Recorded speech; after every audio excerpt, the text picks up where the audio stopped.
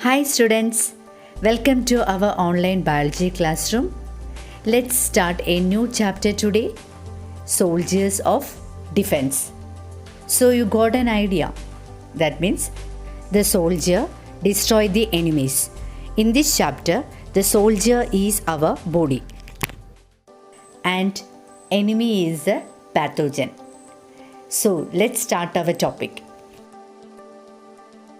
We all know that nowadays the people are wearing protective mask and also sanitizing their hands while moving out. What are the uses of wearing mask and sanitizing in such situation? Yes, it is mainly to prevent the entry of germs. Can such precautions prevent the entry of pathogens into the body to a great extent? Yes, our body have its own natural defense mechanism to prevent the entry of pathogen. Defense. It is the ability of the body to prevent the entry of pathogens and to destroy those that have already entered the body. Our body is well equipped with a variety of defense mechanisms. Defense mechanisms in our body are body coverings and secretions, which includes skin, mucous membrane, mucus, saliva, tear, etc. And body fluids include blood and lymph. These defense mechanisms prevent the entry of pathogen and also destroys the pathogen that enters the body.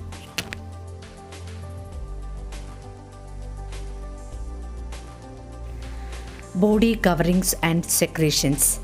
First example, skin. Skin is a protective covering of the body. It is a safety shield that prevents the entry of germs. The defense mechanisms of skin include epidermis, sebaceous gland, and sweat gland. Epidermis, it is the outermost layer. It contains a protein called keratin, which prevents the entry of germs. Second one is the sebaceous gland. It produces sebum and makes the skin oily and waterproof. Last one is the sweat gland. The disinfectant present in the sweat produced by this gland destroys the germs. Next is the mucous membrane. The mucous membrane is another protective covering of the body parts. Here, the pathogens trapped in the mucus produced by this membrane get destroyed. The destroyed germs are expelled out by the cilia cells of the mucous membrane. Other defense mechanisms include ear wax. The ear wax prevents the pathogen entering into the ear and destroys the pathogen that enters into the ear. Next one is the lysozyme, which is an enzyme present in the tear, urine, and saliva. These lysozyme destroys the pathogen which enters into the body. Next is the mucus, which is present in the nose. It also destroys the pathogen. And in the trachea also, the mucus destroys the pathogen. In the stomach, there is hydrochloric acid, which destroys the pathogen which enters through the food. In the small intestine also, mucus is there, and this also destroys the pathogen.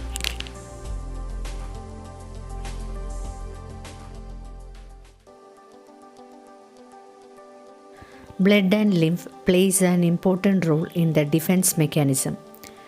These body fluids follow different defense strategies like controlling the entry of germs into the body, neutralizing germs and the toxic substances they produce, preventing their multiplication. Our next topic is blood and defense. Here, white blood cells plays a significant role in the defense activity. In the 9th standard, we already learned about white blood cells. The white blood cells consist of neutrophil, basophil, eosinophil, lymphocyte, and monocyte. Now, let's learn what are the defense actions taking place by the white blood cells. First one is the neutrophil. Engulfs bacteria, synthesizes chemicals that destroy the bacteria. Second one, basophil. It stimulates other white blood cells, dilate the blood vessels. Next is eosinophil. Synthesizes chemicals that destroy foreign bodies, synthesizes chemicals required for the inflammatory response.